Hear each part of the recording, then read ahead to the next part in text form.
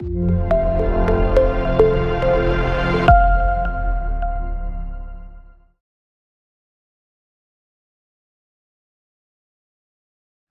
everyone, it's a huge pleasure to be together.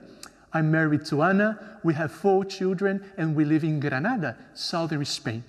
As possibly, for many of you, preaching is my primary vocational calling and passion. So I thank God for the privilege of spending this time with you, reflecting together on preaching with a missional aim. We should always avoid generalizations, but I think it's right to observe that preaching in church services across the world, including Europe, is mostly oriented to Christians. Generally, our weekly sermons do not communicate adequately with non-Christians who might be present in the gathering.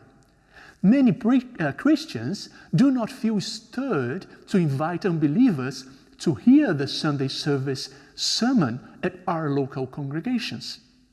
If unbelievers attend the service, they often will probably hear a message that sounds foreign to them.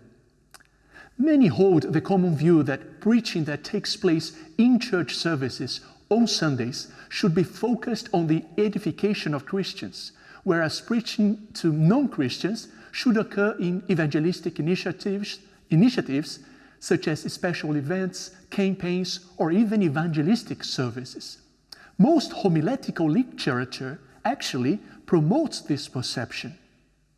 I would argue that the habit of preaching exclusively to Christians in Sunday services is seen in the way we prepare our sermons, in the content we present, and the language we use.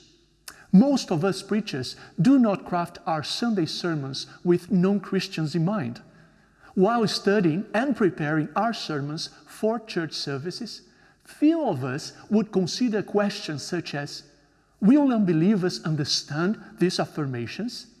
What sort of opposition would they raise to this truth that would require some apologetic argumentation? What cultural idols should I uncover and address when speaking about this biblical truth? How should I introduce my topic so that I may capture everyone's attention, including those in the audience who have never heard a sermon or may not be interested in biblical teaching? What biblical or evangelical terminology or teaching will require translation, definition, or contextualization in order for everyone in the room to grasp what I'm intending to communicate? As Sunday preachers, mostly us pastors, we seem to be much more inclined to have our church members or Christians in general determine the preparation of our messages. The content we present is also generally geared at Christians only. We expect listeners will already have a certain level of biblical knowledge and framework that will make the message intelligible. Our starting point tends to be where committed Christians are, not where non-Christians might be. This includes unbelievers' lack of familiarity with the Bible, their level of interest, predisposition to obey the biblical mandate, needs, questions, life experience, and religious misconceptions. Our habit of preaching to Christians only is, in our church gatherings, is also seen in the language that we often use. Most non-Christians do not know what the Old or the New Testament means, who Abraham or Moses were, what we mean by prophets and apostles, what we mean when we say, we hope you will get connected to this body, or why we would call each other brothers and sisters. We seem to speak a foreign language to some of these people in our audience who have no church background. This can often make them feel left out or lead them to experience the sermon as an outside observer. It is important to reiterate that the description above or earlier relates to our Sunday sermons.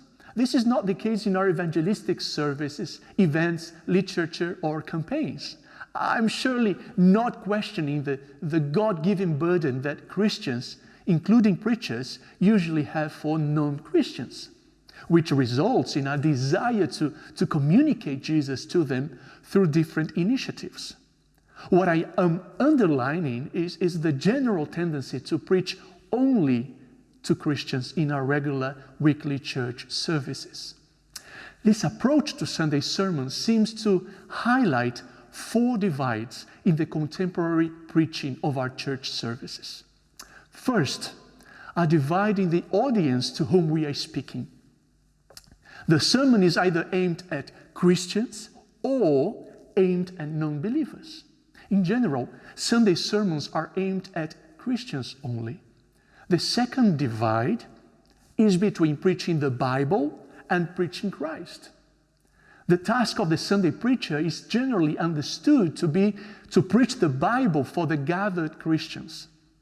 And when speaking to non-Christians in evangelistic or apologetic events, however, the mission is to preach Christ. Preaching the Bible to Christians and preaching Christ to non-believers seems to be a regular praxis. Thirdly, a divide in the application of apologetics is often embraced by many of us. Many speakers find the value of apologetics in pre-evangelistic and evangelistic tasks. At the same time, apologetics are rarely used in Sunday sermons. There is a clear gap between the relevant apologetic content communicated outside church gatherings and its absence in our weekly sermons. The fourth identified dichotomy is related to the contextualization of the message we preach.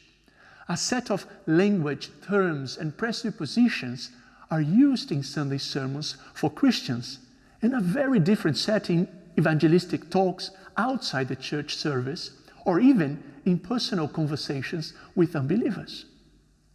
Though deeply rooted in church culture and certainly beneficial in several levels, it is my conviction that these 4 divides produce an incomplete approach to Sunday preaching. This homiletical approach falls short of the potential connection with the non-Christians present in our church services and does not really motivate Christians to invite their unbelieving friends to hear the Sunday sermons. It lacks a missional perspective. It actually creates a cycle. The preacher does not expect the presence of non-Christians in the audience and therefore does not communicate with them. Consequently, the church members do not feel stirred to invite non-believers to hear the preaching of the church gatherings. In addition, such congregational preaching does not offer Christians in the audience a model of how to communicate God's message to unbelievers in their daily lives within a post-secular society. Now, by eliminating each of these apparent dichotomies, I would like to offer a 4-part model of weekly preaching. The first part is the inclusion of both Christians and non-Christians as the target audience.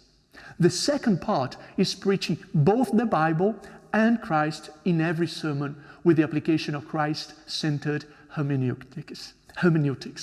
Thirdly, apologetics will be included in our weekly sermons. If apologetics is proved important to connect with non-Christians in universities and other arenas of society, we could also bring it to our sermons. And the fourth aspect is the intentional contextualization of our weekly messages so that unbelievers in Europe will identify with the message.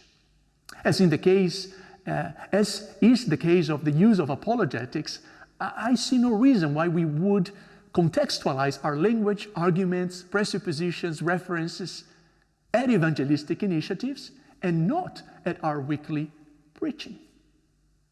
These 4 parts are interconnected but not dependent on each other. As it shall be explored later on, I suggest they could all be present in every weekly sermon, though in different proportions depending on the message. However, the application of any of these elements will immediately cause our sermons to be more sensitive to non-believers present in the audience, while still remaining relevant to believers. Well, it's important to stress that I'm not proposing an approach to Sunday preaching that will only speak to non-Christians. This would move the pendulum to the other extreme or characterize pure evangelistic preaching. I'm not arguing against preaching to Christians in service. Of course not. This is vital. But I'm inviting against the preaching exclusively to Christians. If we ideally would like to see Christians and non-Christians attending our services, we should communicate with both. The same sermon could be edifying to Christians and evangelistic to unbelievers. It could serve to sanctify Christians and to convert non-Christians. If we are to preach to both Christians and non-Christians from the same sermon, how then should we do it? Let's now move to the examination of the first part of this suggested approach to preaching. Are you still with me? Excellent. An approach to preaching that represents an expanded audience, that is, speaking to both Christians and non-Christians from the same sermon. This is the first part of this suggested approach to preaching. 1 Corinthians 14, 23, 25 says the following, which, by the way, is probably the earliest window to some aspects of the church gathering that is given by the Apostle Paul. And he is exhorting his readers. And it says, "So, if the whole church comes together and everyone speaks in tongues, and inquirers or unbelievers come in, will they not say that you are out of your mind? But if an unbeliever or an inquirer comes in while everyone is prophesying, they are convicted of sin and are brought under judgment by all, as the secrets of their hearts are laid bare. So they will fall down and worship God, exclaiming, 'God is really among you.'" Paul mentions two groups of people that, in addition to believers, may be present at the church gathering: inquirers and unbelievers. What is mainly of interest in this study and time together that we are having is the clear reference to the unbelievers, apistos in Greek, attending the service. The term is found 23 times in the New Testament in reference to those who were not Christians. This passage reveals that the fact that the early church did in fact expect the presence of non-believers in their gatherings. Paul reveals his concern that the message communicated in the meeting must not be exclusively oriented to believers, but must also appeal to and reach the unbelievers that might show up in the meeting. It is also vital to recognize that we do not have a prescriptive body of New Testament teachings regarding the liturgy of a church gathering or service, much less how that the preaching should take place during the gathering of believers, and even if it took place on a weekly basis at all. There is simply no biblical source to construct a normative homiletical approach that affirms that in our weekly church services there must be a sermon aimed at Christians only. We may embrace this tradition or recommend it, but we cannot affirm that it is commanded in the New Testament. It is important to note that I'm not saying that the New Testament does not describe the activity of preaching. It surely does, primarily in the book of Acts. However, those are descriptions of preaching outside the church gatherings and exclusively to a non-Christian audience. This is also interesting. A study of preaching in the history of the church reveals that sermon content directed only to Christians was not the pattern in the first centuries. The first three recorded post-apostolic sermons in church history are 2 Clement, early 2nd century, Peri Pascha, second half of the 2nd century by Melito of Sardis, and Quis Dives Salvetur, late 2nd or early 3rd century by Clement of Alexandria. In all three sermons, the preachers address both Christians and non-Christians.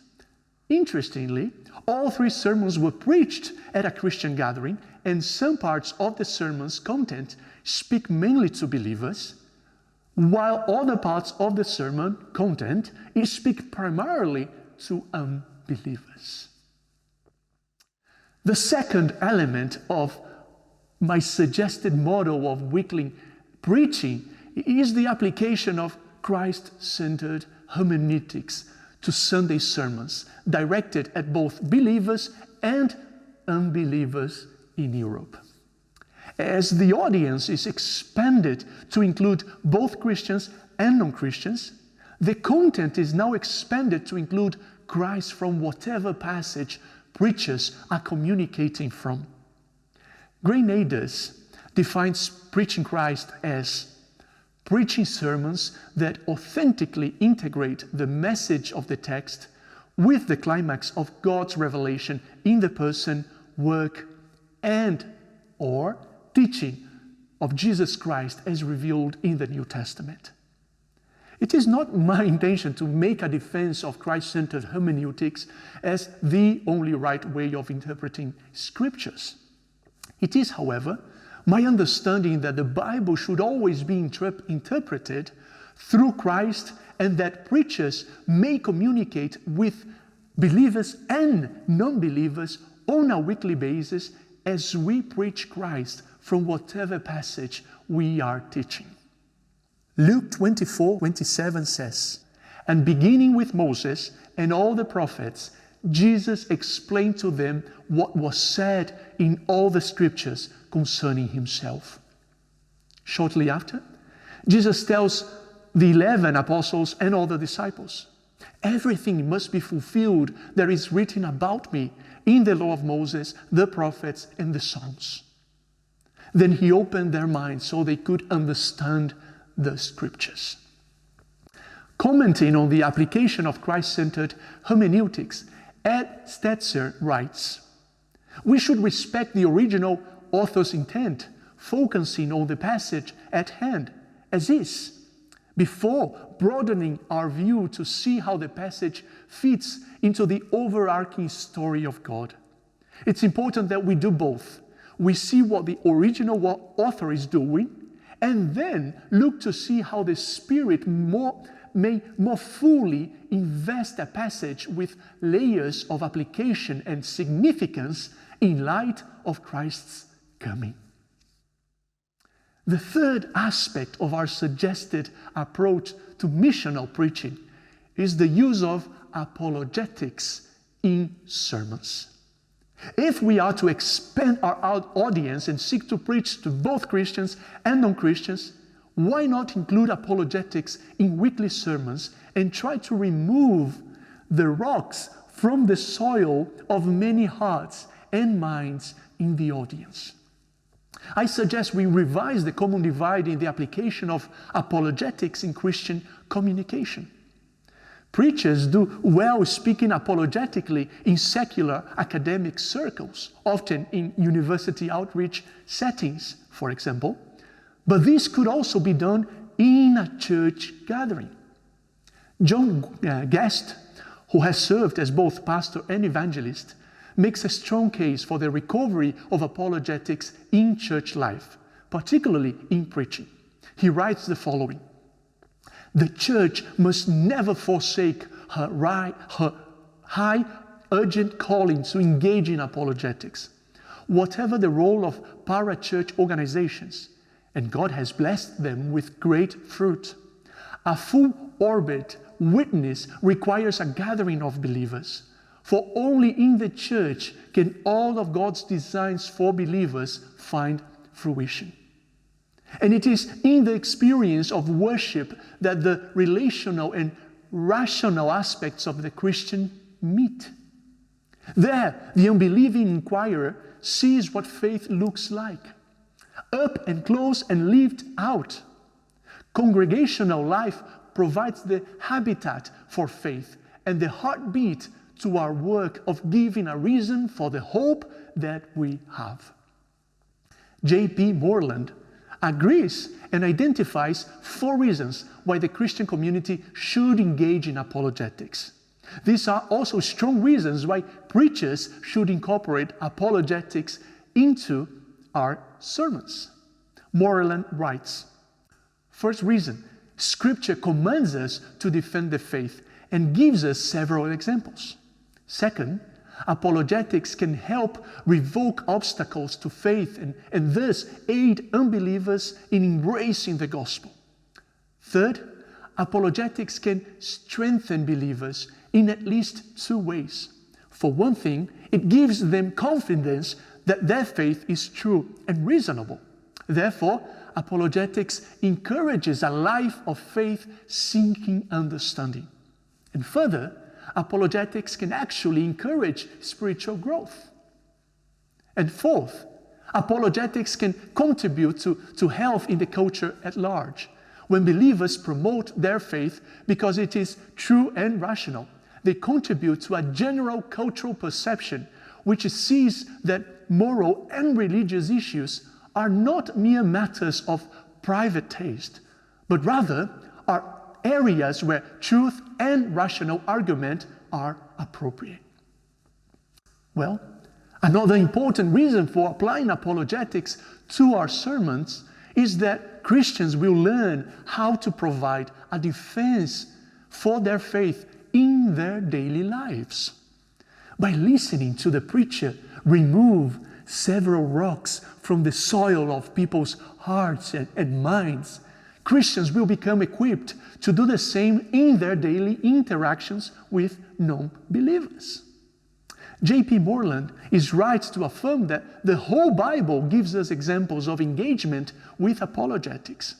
He observes, Genesis 1 does not merely assume the existence of the God of the Bible, but attempts to refute ancient Near Eastern concepts of deity by arguing that there is one God and that He created everything. The Old Testament prophets often appealed to the facts of history, prophecy, creation, or providence to reason with other nations. In the New Testament, Jesus authenticated His own credentials by urging people to consider His works. He met honest questions with evidence, as in his encounter with Thomas. In Acts, Paul reasoned with unbelievers and gave evidence for the gospel by appealing to creation and the facts surrounding Jesus' life and resurrection. Jude 3 and 1 Peter 3:15 explicitly commands us to defend our faith and give a rational answer to those who question our faith. As Peter Grant puts it, from what we know of the early church, it is abundantly clear that apologetics was at the heart of their ministry as witnesses. The New Testament church leaders went about their mission as they argued with, discussed with, persuaded, and convinced their hearers, whether in the synagogue or marketplace. The fourth identified dichotomy or divide is related to the contextualization of the message preached. A set of language, terms, and references are often used in our Sunday sermons for Christians, while a very different set is used in our evangelistic talks outside the church service or even in personal conversations with unbelievers.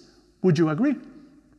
While a clear effort to contextualize the message for non-believers is found in our evangelistic and apologetic talks, this is not so in many of our Sunday sermons. I believe this dichotomy can be questioned, and I would like to argue, as others do, for the intentional use of contextualization in our weekly sermons.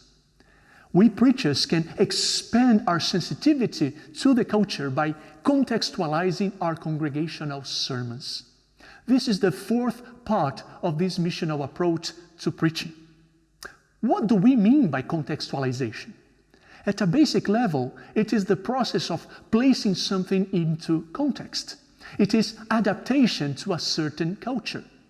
Contextualization of speeches is seen throughout the pages of scriptures. An interesting exercise is to make a comparison between Paul's missionary sermons in Acts 13, 14, and 17, and observe how the Apostle Paul contextualized his sermons depending on where he was. Perhaps you would agree with me when I say that European context today is much more similar to the context of Athens in Acts 17. But we tend to preach more like Acts 13, where Paul is preaching in a synagogue. We certainly need to begin further back as we seek to connect with the European society today. Graham Johnston is right to affirm that biblical communication to a postmodern culture should be approached in the same way that a missionary goes into a foreign culture. Allow me to share with you a number of practical recommendations for sermon contextualization. We don't have the time to expand on them, but at least I can mention these suggestions. Ready? First, let's use an understandable vocabulary. I think preachers should not abandon the use of biblical terms, but such terms need to be translated and given synonyms whenever possible. For instance, instead of saying only the Gospel of John, we may also describe it as the biography of Jesus according to John, or the accounts of the life and the work of Jesus described by a good friend and biographer called John. Instead of saying the psalmist, we preachers may also say the poet or the songwriter. Second, we should give additional layers of background and context to the biblical content we are preaching. Third suggestion, our introduction should engage with the whole audience. Special attention must be given to unbelievers or to those whose interest in biblical teaching is weaker. The fourth practical recommendation is the openly acknowledgement of those in the audience who may not be Christians. In fifth place, we preachers should seek to communicate biblical authority inductively. As Donald Sunukjian writes, while it's accurate to say something is true because it is in the Bible, it is even more accurate to say something is in the Bible because it is true. The sixth and last practical suggestion for contextualized sermons is the use of influential cultural authorities to strengthen and illustrate our key points. Much more could be said and possibly requires more explanation. However, we must respect the time that was given, and I hope we can further discuss these ideas in the following minutes we will have for questions and interactions. Please, let me quickly summarize and review, okay? We've identified 4 divides in contemporary preaching, which I've suggested are built on tradition and not biblical foundation. I therefore suggest we build 4 bridges as we seek to preach with a missional aim and eliminate those divides. These 4 bridges will expand our sermons and create the 4 parts of our possible approach to weekly preaching. And they are: 1, preach to both Christians and non-Christians from the same sermon every week. 2, preach both the Bible and Christ in every sermon with the application of Christ-centered hermeneutics. 3, include apologetics in our weekly sermons. And 4, contextualize our weekly sermons so that non-Christians will identify with the message. My hope and prayer is that this conversation will be used by God to expand our vision of weekly preaching, and more non-Christians in Europe will come to the knowledge of the Lord through our Sunday sermons, while at the same time, Christians will become more like Jesus. Thank you very much for your attention.